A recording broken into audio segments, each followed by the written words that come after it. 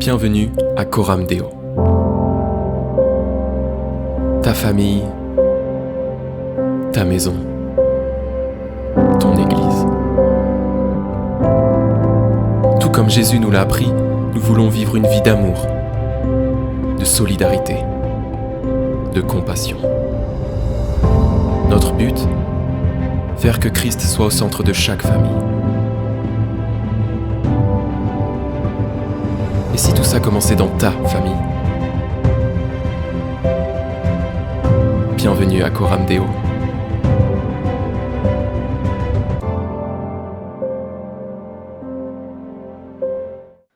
Béni soit le nom du Seigneur. Amen. Bonjour à tous. Pour beaucoup, je ne vous connais pas, mais le principal, c'est que votre nom est inscrit dans vraiment le répertoire de notre Seigneur Jésus. Amen. Alors, oui, je suis venu seul. Mais la prochaine fois, je viendrai avec mon épouse. Et comme elle avait dit la dernière fois dans un témoignage, eh bien, tous les deux, nous sommes cabossés. Alors, effectivement, la vie, des fois, nous réserve des choses qui ne sont pas très, très agréables. Mais le plus important, c'est que Jésus est là. Jésus, nous fêtons Noël. Alors, je me suis dit, mais qu'est-ce que je vais pouvoir leur dire ce matin? Un message de Noël. Je crois que tous les jours, nous avons cette assurance que Dieu est avec nous. Car Dieu a tant aimé le monde qu'il a donné son Fils unique, afin que quiconque croit en lui ne périsse point, mais qu'il ait la vie éternelle. Alors, nous avons entendu pas mal de choses, et maintenant, je vais parler pour ceux qui, en fin de compte, le rideau est fermé. Vous savez, au théâtre, on regarde vraiment toutes les pièces, on voit les acteurs, ils se manifestent, ils sont vraiment enthousiastes, mais quand le rideau se ferme, il y a beaucoup de choses qui sont dans les coulisses, et dans les coulisses, ça parle beaucoup. Alors ce matin, j'ai vraiment envie de vous faire un cadeau, c'est de vous dire, lâchez prise. Du lâcher-prise qui va nous amener à la délivrance. Amen. Parce que Noël, pour certains, c'est une joie, et pour d'autres, c'est une peine. Sachez qu'il y en a qui sont seuls. Il y en a qui sont dans la souffrance. Et quand on leur parle de Noël, Jésus qui est merveilleux, qui donne la paix, qui donne la joie, lorsque nous vivons une tristesse, ce n'est pas évident d'avoir des oreilles en disant, voilà, je vais faire vraiment le nécessaire. Alors ce matin, j'ai vraiment à cœur et c'est dans les psaumes, chapitre 81 et verset 7, « J'ai déchargé son épaule du fardeau et ses mains ont lâché la corbeille. » Et là, ça parle de Asaph, était un chantre, un lévite, dont la charge était de présider au service du chant dans le temple de Salomon. Et ce matin, j'ai vraiment à cœur de parler avec vous du lâcher-prise. Et lâcher-prise, qu'est-ce que ça veut dire? Signifie accepter de regarder une situation d'un autre point de vue en renonçant à tout contrôler. Et parfois, nous voulons vraiment tout contrôler. Jésus est dans notre cœur. Nous avons vraiment cette attitude qui connaît toutes choses, mais lorsqu'il nous parle, nous résistons.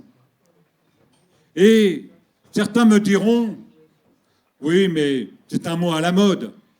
Et on parle notamment en psychologie. Mais j'aimerais vous dire que les hommes n'ont rien inventé, quelles que soient les sciences, elles s'inspirent toutes, si elles sont bonnes, de celui qui a créé toutes choses, qui est notre Seigneur. Alors oui, je pourrais dire, lâcher prise n'est pas un concept uniquement proposé par les psychologues, mais une invitation de Dieu par la bouche de ce chef de louange dans ce verset, et psaume 81, que tes mains lâchent la corbeille si lourde.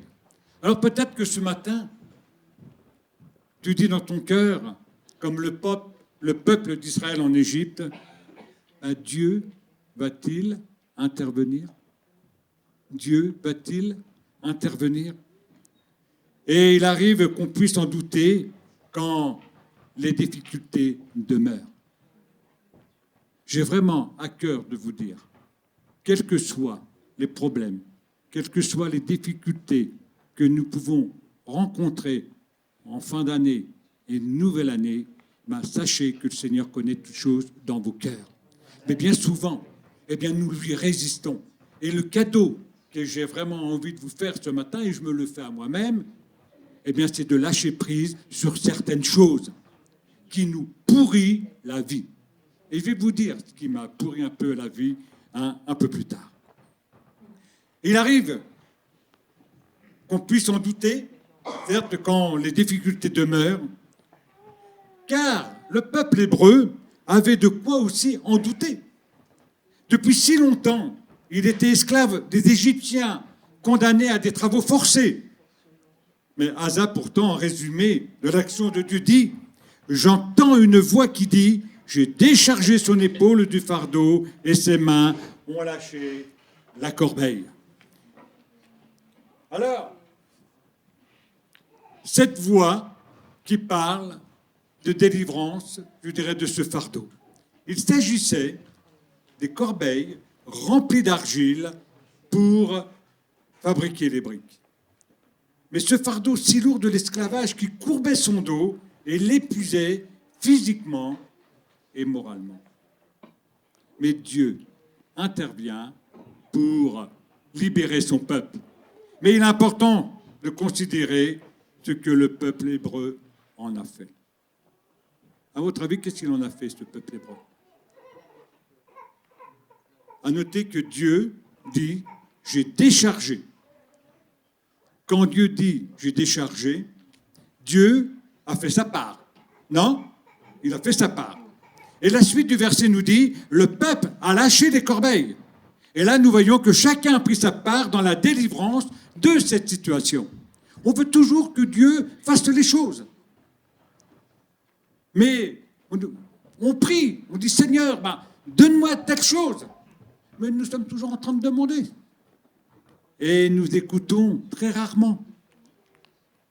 Le désir, c'est de rayonner la joie de notre Seigneur. Le fardeau, la charge, une réalité qui n'est pas niée. Et nous voyons bien que les Égyptiens réduisent les enfants d'Israël à une dure servitude. Ils leur rendirent la vie amère par des rudes travaux en argile et en briques, et par tous les travaux des champs. Alors, ce matin, il est important de ne pas nier, de rejeter la réalité de nos fardeaux. C'est un beau cadeau de Noël. C'est un beau cadeau de Noël. Je voudrais dire que je me suis trouvé parfois avec ce même sentiment d'être esclave d'une situation, d'être accablé, tellement chargé, et en même temps incapable d'en sortir. Vous savez, moi j'avais du mal à rester tel que j'étais, de m'accepter tel que j'étais. Je voulais toujours être quelqu'un d'autre. Mais le jour où j'ai vraiment réalisé qui j'étais, vous savez ce qui s'est passé? J'ai donné la possibilité à Dieu de me parler davantage parce que j'avais des oreilles pour écouter. Moi, je veux que vous soyez dans la joie, dans la paix. Je suis aujourd'hui, avec mes difficultés, j'en ai, et je pense que je les aurai encore, sur un problème de santé. J'essaye de rester sensible, donc je prends beaucoup plus de temps à réfléchir. Il y a mes neurones qui ne marchent pas tout à fait. Je suis malentendant. Si je vous dis les choses. Mais je ne vais pas m'en arrêter là. Parce que le diable, lui, fait ce qu'il veut. Mais moi aussi, j'ai le droit de faire ce que je veux. Amen. Il fait sa vie. Et moi, je fais la mienne. Amen. Et plus nous regardons le Seigneur, plus nous sommes attachés à lui, plus l'adversaire, il s'en va. Mais je dirais, combien de fois je lui ai donné un coup de main? Combien de fois je lui ai donné des bâtons pour me taper dessus? Alors vous savez, il fait sa vie, je fais la mienne, je suis poli, je peux lui dire bonjour. C'est tout. mais je ne vais pas dîner avec lui. Et combien de fois nous dînons avec lui? Parce que nous restons sur notre position. Alors ce matin, quel est ton fardeau? La situation accablante dans laquelle tu te trouves. Peut-être qu'on t'inflige au travail ou à la maison et qui rend si difficile et pesante une activité quelconque, te rendant même insomniaque. Ce qui devient insupportable n'est souvent pas le travail en lui-même, mais les conditions imposées pour la vivre. Tu plies peut-être sous le poids des responsabilités que tu considères comme un fardeau, et tout devient pénible alors. Tu peux chercher à démissionner en tant que parent, conjoint, au niveau de ton engagement dans l'Église. Oui, il y a des réalités qui nous font oublier que Dieu ne nous abandonne pas et qu'il a le pouvoir de nous délivrer. C'est ça le cadeau de Noël. Il ne nous abandonne pas. Toi qui es là aujourd'hui, avec tes difficultés, eh bien, sache que le Seigneur est là. Il ne t'abandonne pas. Il a le pouvoir de te délivrer. Le fardeau de l'épreuve est une réalité. Je dirais, quand on l'a subi. Vous connaissez Méphibosheth?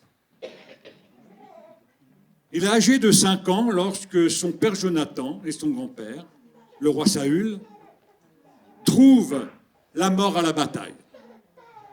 Et en apprenant la nouvelle, qu'est-ce qui se passe? Eh bien, la nourrice prend la fuite et, dans sa précipitation, laisse tomber l'enfant par terre. Méphibosheth reste à raboter. Alors que David l'invite à sa table en tant que fils de Jonathan, son ami Méphibosheth, à cause de son handicap, vous savez ce qu'il lui répond? Va-t'en. Non. Qu'est-ce que donc ton serviteur pour que tu t'intéresses à lui? Je ne vaux pas plus qu'un chien mort. Et parfois on dit ça. Comme une fois je lui dis, mais de toute manière j'en ai marre. Je vais tout arrêter. Mais je me considérais mal. Et ce n'est pas toujours, je dirais, les conséquences d'un handicap qui sont les plus lourdes à supporter. Mais c'est le regard des autres. C'est comme le poids du péché commis est quelquefois tellement lourd qu'il empêche de vivre. Son simple souvenir conduit à ne plus se supporter. Nous voyons que Judas a fini par se pendre. Ou David, quand il ruminait ses fautes, il disait « Mes os se consumaient, je gémissais à la longueur du jour. » Voilà ce qu'il pouvait dire. Mais quelle réponse nous donne le Seigneur? Il ne veut pas qu'on reste sur un état négatif. Face au fardeau des Hébreux en Égypte, Dieu avait une solution. Il a une solution pour toi aujourd'hui. Amen. Il a une solution pour toi. Si Dieu n'agit pas toujours de la même manière, nous pouvons connaître cette certitude affirmée dans les psaumes. Alors, après la réalité des conséquences de notre fardeau sur nos vies, voyons vers quoi Dieu, je dirais, veut nous entraîner. C'est la réalité de la délivrance. Il faut, je dirais, passer d'une lecture objective de nos circonstances, de ce qu'elle entraîne dans nos vies et nos pensées à la réalité de la délivrance. Il nous faut détacher de nos yeux de cette réalité terrestre, humaine, et lever les yeux vers le Dieu Tout-Puissant, le Dieu de notre délivrance. Alors, si vous le permettez, j'aborderai 2 risques qui peuvent nous priver de la délivrance promise. Premier risque, la peur qui produit le fatalisme et le découragement. Ça va, vous êtes toujours encouragés. Le découragement, vous ne connaissez pas. Si. Celui qu'ont connu Saül et Israël face à Golgotha. Ils entendirent les paroles du Philistin et ils furent effrayés et saisis d'une grande crainte. Combien des fois on est saisi de cette crainte? Face à nos Goliaths, nous pouvons vivre la même réaction. Mais il n'y a plus de place pour une délivrance possible. Le fatalisme, le découragement prennent toute la place. De toute manière, il y en a marre. Combien de fois on pouvait dire ça? Une fois, il y a mon épouse qui dit « Ah ben, quand elle s'était fait opérer en 2004 et vraiment le rideau noir au niveau de ses yeux, hein, elle me dit « Mais j'ai envie de tout arrêter. » Ah, moi je dis ben, « Ça tombe bien, parce que dans ces cas-là, maintenant je sais comment répondre. Parce que s'il y a quelqu'un qui est en face de moi et qui dit « Ah, ben, j'ai des gros problèmes », je peux lui dire, écoute, on va prier pour toi. Tout de suite, la personne me dit, oui, mais tu ne connais pas la situation dans laquelle je vis. Et là, avec mon épouse, j'ai fait autrement pour l'encourager. Je lui ai dit, écoute, si tu as envie de tout arrêter, ça tombe bien, moi aussi. Comme ça, on va rester dans le lit, hein, on ne va plus bouger, et c'est clair. Ah, elle me dit, mais toi aussi? Je lui ai dit, tout à fait, moi je t'aime. Voilà, on arrête tout, et voilà. Et vous savez, c'est une façon de... Hop, de repousser. Écoute, tu te lèves et c'est bon. Oui, c'est là aussi de se motiver. Mais c'est pas tomber dans le trou. Et il me dit, tiens, des fois je fais l'inverse. Et elle a fait des fois l'inverse. Ouais, bon, après c'est une histoire d'amour. Mais c'est ça qui est important. Combien de fois on est, excusez-moi, mais on est borné. On est borné. Voilà, on veut. Mais laissons le Seigneur agir dans nos cœurs. Alors le fatalisme et le découragement prennent toute la place. Deuxième risque, face à la réalité terrifiante, nous comptons sur notre propre force. Combien de fois j'ai compté sur mes propres forces? Punaise, je peux vous dire, c'était pas gagné. C'est par moi-même que j'obtiendrai la délivrance. Mais de toute manière, je vais m'en sortir seul. Je suis assez grand. N'oublions pas ce que Dieu nous rappelle. C'est lui qui nous décharge de notre fardeau. Oui, j'ai déchargé son épaule de fardeau. Alors, est-ce que vous voulez que je vous donne un principe de délivrance? Sans l'intervention de Dieu, nous ne pouvons pas devenir libres. Nous ne pouvons pas sortir de l'esclavage, même d'une situation difficile. C'est ce que la Bible appelle la rédemption. Le Rédempteur est le nom qui qualifie Dieu. Il est celui qui délivre de la prison. Dieu nous délivre de la prison, de l'enfermement dans lequel nous plongent les pharaons qui dominent notre vie ou un domaine de notre vie. Vous voulez connaître, car je vais vous donner une prison, moi, que j'ai connue, vraiment. J'en ai eu besoin d'être délivré. Mais vous savez quoi? De quelle prison, à votre avis? Ça m'a... Le début de mariage, bonjour, l'angoisse.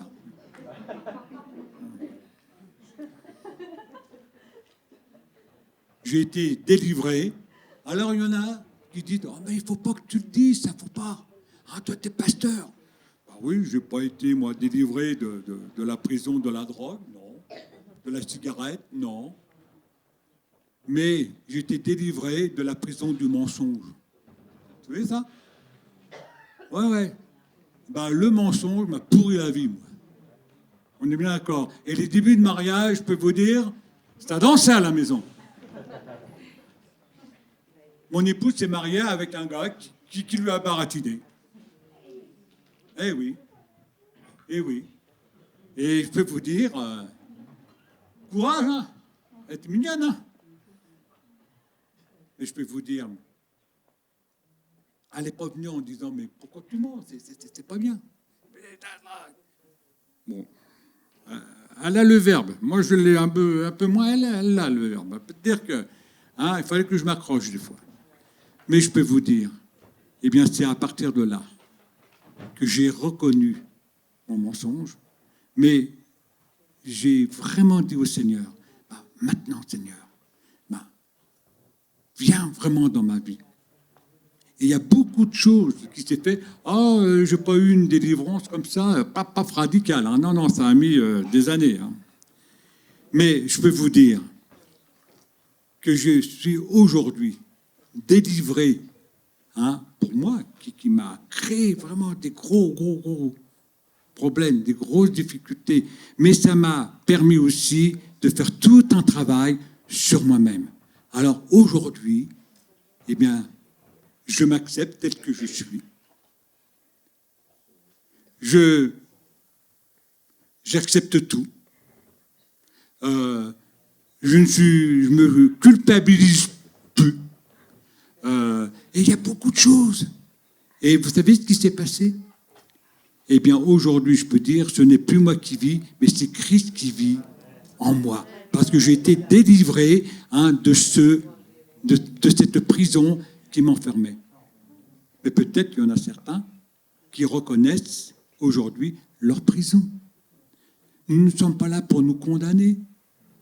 Alors, vous me direz, je peux dire autre chose, mais ça, c'est quelque chose qui, je sais, nous empêche vraiment, parce que le diable est le père du mensonge. Alors, j'étais pourtant un chrétien engagé. Comme je l'ai dit, nous étions jeunes mariés. C'était, mais plus fort que moi. Hein. Ah ouais. J'avais une mobilette, je disais que j'avais une moto. Une voiture, c'était presque un hélicoptère, mais c'était mes démons. Et je croyais, mais j'y croyais à ça. Hein.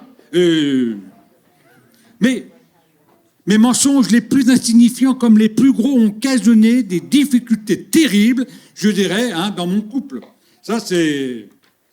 On pourra vous le dire un jour, hein, mais... Bon, moi, je vais trouver autre chose quand même. Hein. Mais j'étais tellement malheureux qu'il y a un certain moment, eh bien, mon épouse n'avait plus confiance en moi.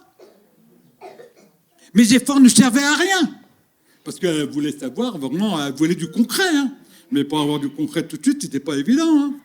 J'ai dû vivre une vraie délivrance, celle de l'intervention du Saint-Esprit dans ma vie. Et ça, c'était lors d'une réunion de prière. Le Rédempteur avait payé le prix pour me racheter, hein, du droit que le père de mensonge exerçait sur moi. Et là, c'était un beau cadeau de Noël. Tiens, ça, c'était génial. Ah, mais... j'ai bientôt 60, je sais plus, hein, 8 ans. Mais ce que je vis aujourd'hui, moi, c'est... Aujourd'hui, depuis des mois... mais c'est génial. Ah, j'aurais vécu... je serais dans cet état il y a déjà 20 ans, ça serait quand même pas mal. Hein. Mais là, mais c'est chouette de marcher avec le Seigneur. Ah ouais, mais il y a à payer le prix. Hein. Il faut y aller, il faut taper dans la butte. Hein, et on y arrive. Dans son amour éternel, j'ai de la tendresse pour toi, c'est dans Ésaïe. C'est là ce que déclare ton libérateur, l'Éternel.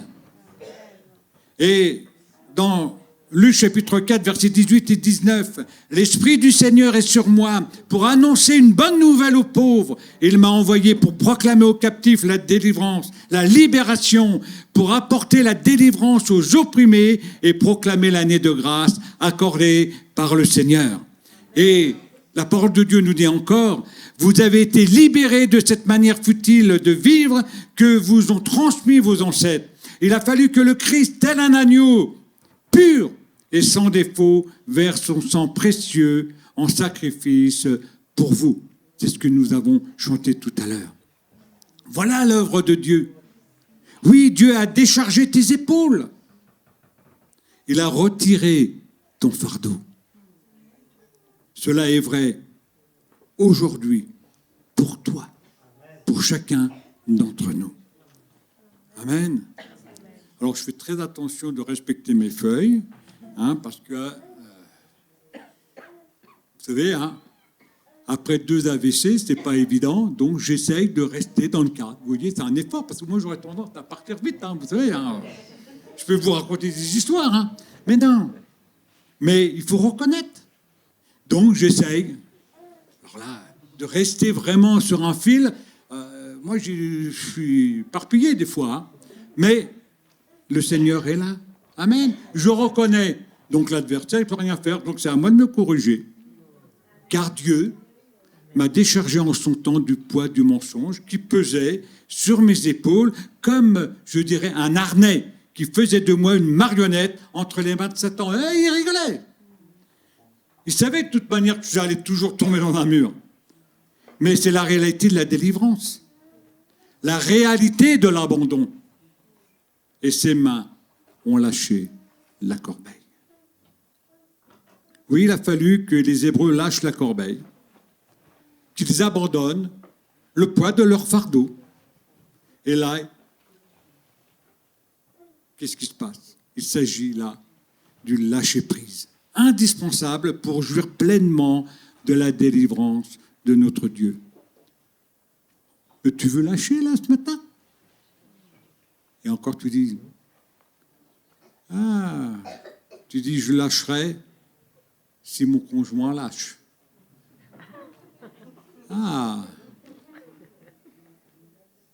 Tu veux qu'il lâche?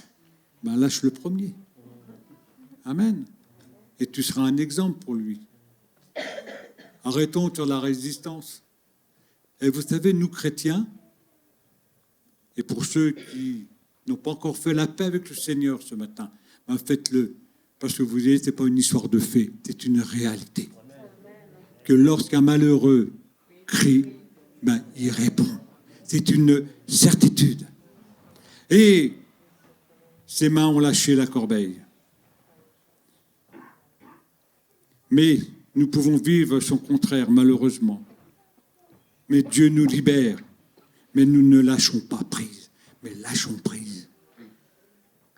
Oui, il est possible, malgré ce que Dieu a fait pour nous, je dirais de nous accrocher à notre fardeau, de ne pas lâcher ce qui pourtant est lourd et même écrasant. Le jour où Dieu m'a délivré du mensonge pendant cette réunion de prière, j'en suis sorti léger. Je savais que je n'étais plus esclave du mensonge. Mais vous savez, c'était un effet bizarre. Mais c'était quelque chose de vraiment merveilleux. J'avais tellement désiré changer, ne plus être un menteur. Par mes propres forces, cela avait été impossible. J'étais libre. Et je le disais à mon épouse. Quand je lui ai confessé ça, elle était vraiment contente. Ouais, tu parles. Sa réponse fut assez brutale. Vous la connaissez pas, Mais alors, comme elle n'est pas là, ce que je peux vous dire, elle est super. Et on est vraiment tous les deux complémentaires. Et c'est vrai, il y a deux choses que j'ai fait bien dans ma vie, moi, c'est d'avoir fait cette rencontre personnelle avec le Seigneur, et d'avoir rencontré cette femme. Elle n'est pas là, comme ça je peux le dire. Mais elle sait ce que je pense. Et pourtant, vous savez, les jeunes, quand je l'ai vue, je l'ai trouvée belle, mais je ne l'ai pas draguée, Non, je l'ai invitée à aller à la messe. Et c'était cette période-là, c'était la messe de minuit. Je dis, écoute, moi je suis chrétien, je t'emmène à la messe. Elle dit, dis donc, un chrétien. C'est super. Oui. Et 8 mois après, on s'est mariés. Voilà, c'est bon, 8 mois après, on s'est mariés. Non, mais du moment, et le Seigneur, il est super, et je peux vous en raconter, mais c'est beau. Mais bon, pendant les 10 ans, c'était autre chose. Alors, vous savez ce qu'elle me dit?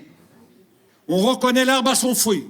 Ouais, tu parles. Ouais, ça, c'est... Ouais, mais elle n'a pas tort, Bon, bien souvent, elle n'a pas tort. C'est ça qui m'embête des fois. Mais si tu as vraiment été délivré, alors ça va se voir. Paf, allez, on y va.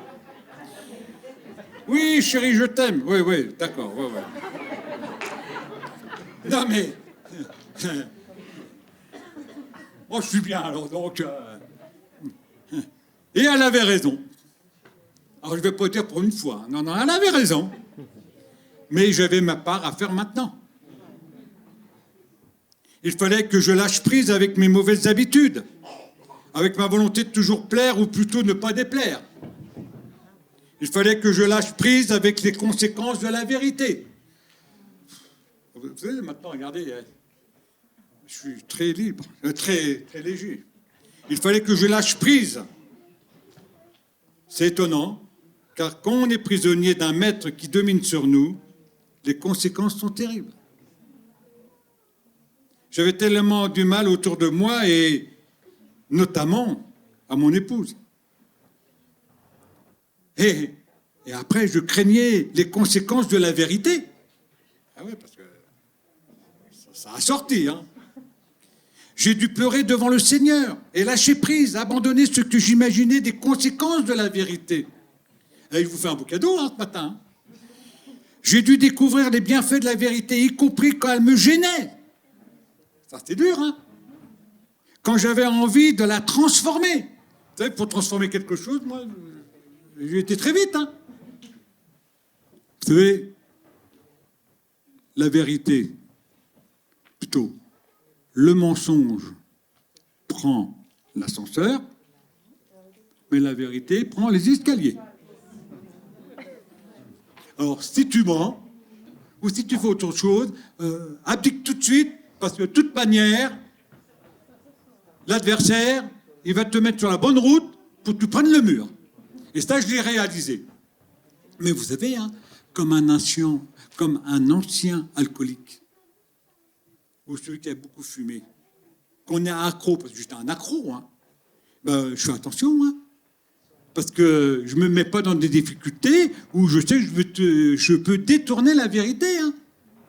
Ah, je me dévoile, hein, je vous le dis. Hein. Mais non, aujourd'hui, c'est fini, ça. Je dis les choses. Alors, j'ai dû découvrir les bienfaits de la vérité, comme je viens de vous dire, quand elle me gênait, et quand j'avais envie de la transformer. Mais j'étais délivré alors et je pouvais déposer mon fardeau aux pieds du Seigneur. Et pour ça, je vous parle en toute liberté. Ma prière était libre. La délivrance me permettait de faire ma part. Le fouet est apparu bien vite et la confiance au sein de notre couple. La plus belle conséquence de ma délivrance et de mon lâcher-prise avec mes complexes. Et voilà, j'avais des complexes. Et cette construction d'esclave, hein, je dirais, du père de ce mensonge. Alors, voici quelques exemples pour comprendre la part qui est la nôtre après la délivrance de ce lâcher-prise. Je peux continuer à rester enfermé dans un poids héréditaire dont je ne réussis pas, ou peut-être ne veux pas déposer. Les disciples, au sujet d'un homme aveugle de naissance, pensent qu'il peut l'être à cause des péchés de ses parents. Mais Jésus veut le libérer de ce fardeau, qu'il soit héréditaire, ou pas. Pour Jésus, l'important n'est pas dans la cause, mais dans le but. Jésus dit à l'aveugle, « Va et lève-toi au réservoir. » C'était la piscine de Siloé. Et il y alla, se lava et s'en retourna, voyant clair.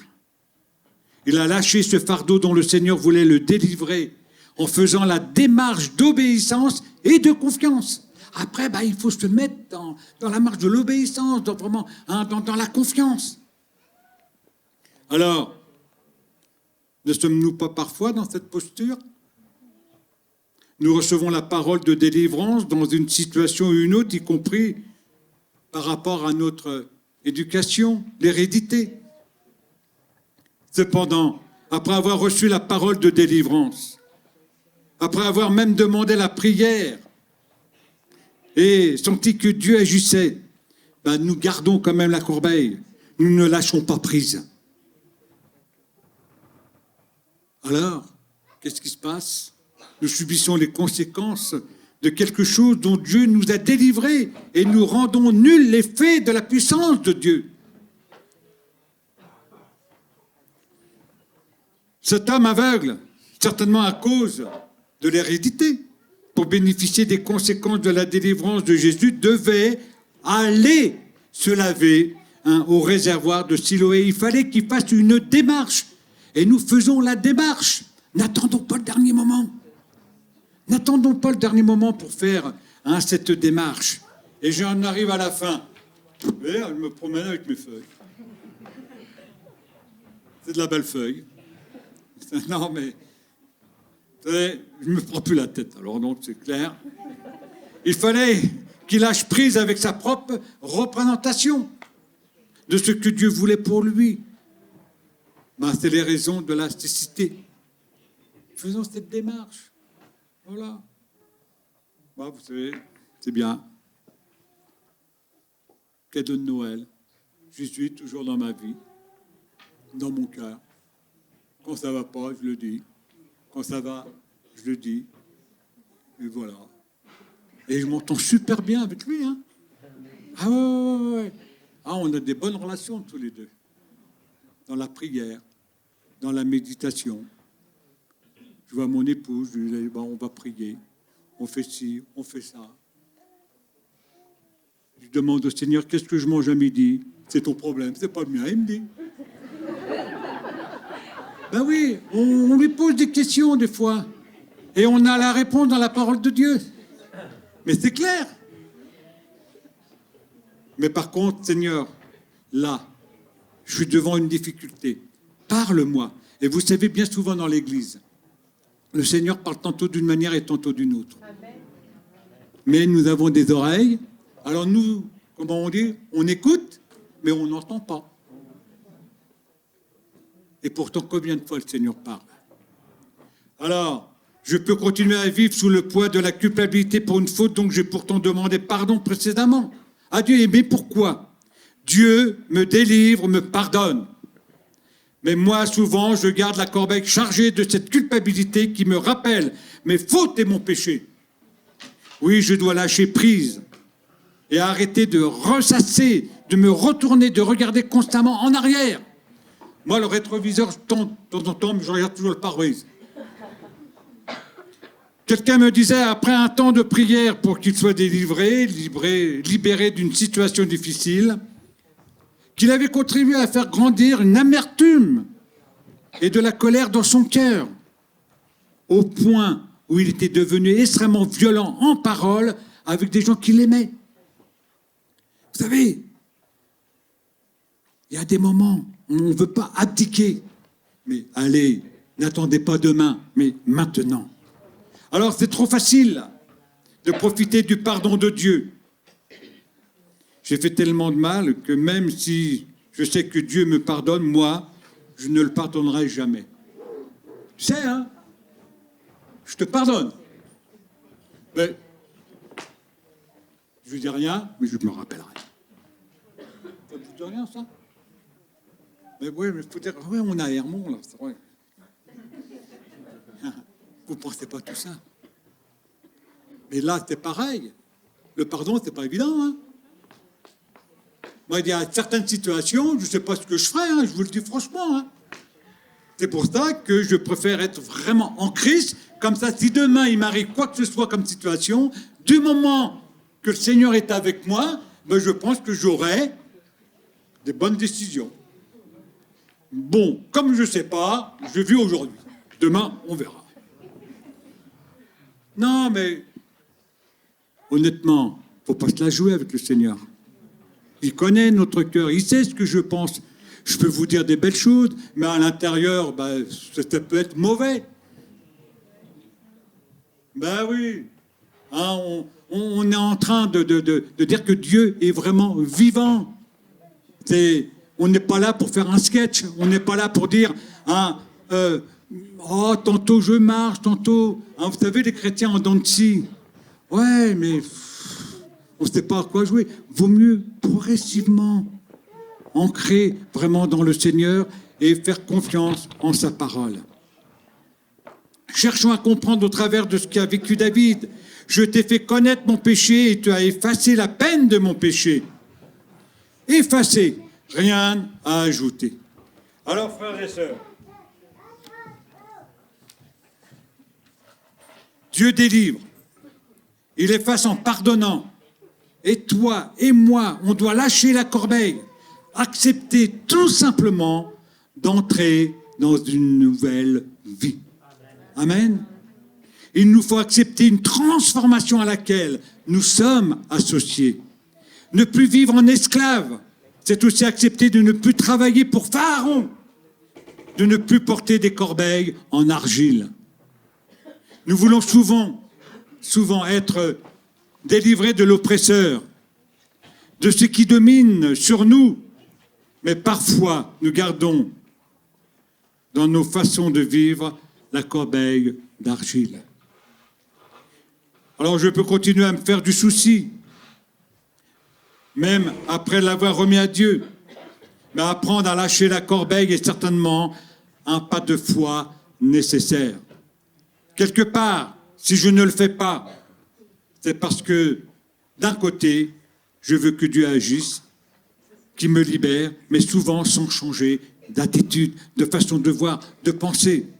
Je suis libre, mais j'agis encore comme un esclave. De toute manière, combien de fois on dit, mais de toute manière, je changerai si l'autre change.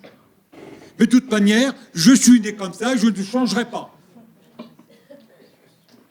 Quand on me dit ça, si quelqu'un me dit, de toute manière, je suis né comme ça, rien ne pourra changer, même le Seigneur. Je dis, t'as mal boré, hein. Et voilà, il faut apprendre à changer. Oui, on est orgueilleux, hein, non? Moi j'en suis un, hein. Mais il faut abdiquer. Je reconnais ce que je suis. Pas parfait. Je suis un pécheur, mais né de nouveau. Donc je reconnais mes fautes. Je reconnais mon attitude. Et ça me rend ma liberté. Donc je suis libre en Jésus. Alors comme je dis, même à l'église d'Aouni, vous faites ce que vous voulez. On essaye d'apporter le message le plus simple possible pour que nous puissions comprendre. Mais si vous voulez la joie, la paix, le sourire, la bienveillance, c'est d'accepter Jésus dans son cœur. Amen. C'est ça. Je me rappelle cette histoire de cet homme qui portait un ballot sur sa tête. Vous la connaissez, celle-là? Il monte. Il a un ballot sur sa tête. Il était invité par un automobiliste à monter dans sa voiture et qui, pour ne pas exagérer, il dit, attends, il est sympa le gars. Il me dit de monter dans sa voiture. Je ne vais quand même pas décharger mon fardeau à côté. Alors il monte, invité par un automobiliste dans sa voiture et qui, pour ne pas exagérer, il continue à porter son bagage. Nous trouvons quand même cet homme un peu naïf, non? Jusqu'au moment où nous comprenons que nous faisons la même chose devant Dieu.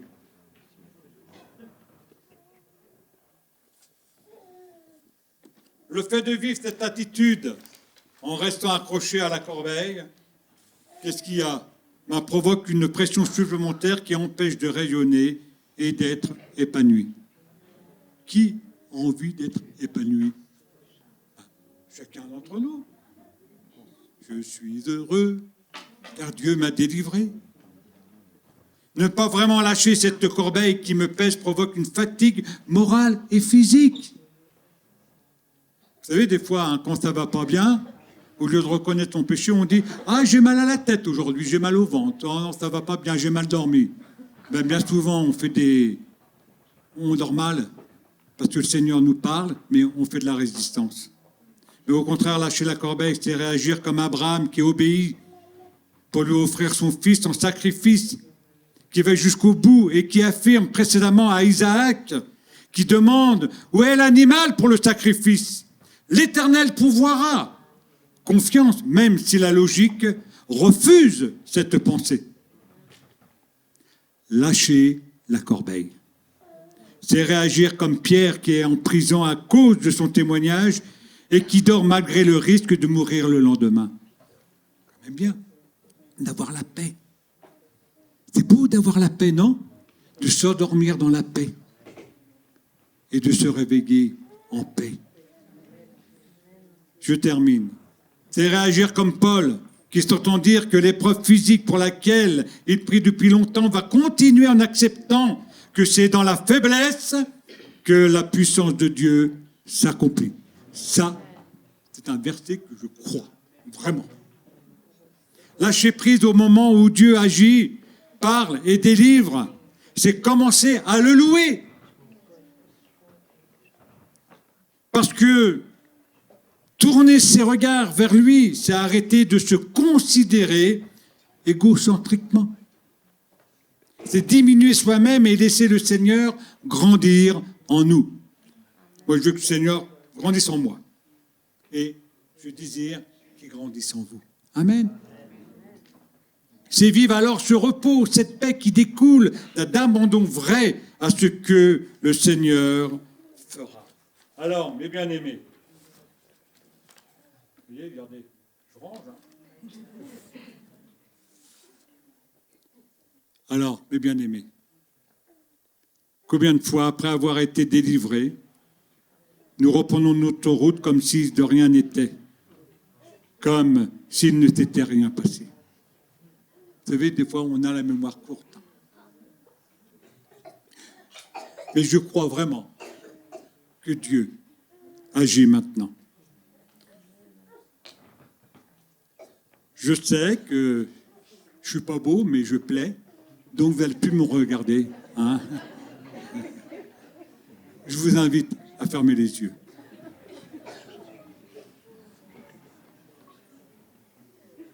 Et le Seigneur veut vraiment agir maintenant. Et j'ai vraiment cette certitude que le Seigneur te délivre du manteau de l'esclavage, de ce qui domine sur toi. Et le Seigneur te dit ce matin, mon enfant bien-aimé, laisse maintenant la corbeille. Laisse là des façons de faire, des réactions, les sentiments qui étaient le fruit de ce lien qui te tenait, de cette personne qui avait tant d'influence mauvaise sur toi. Et que ce matin, ensemble, individuellement et ensemble, prenons cette position que notre Pharaon a plus de droit sur nous.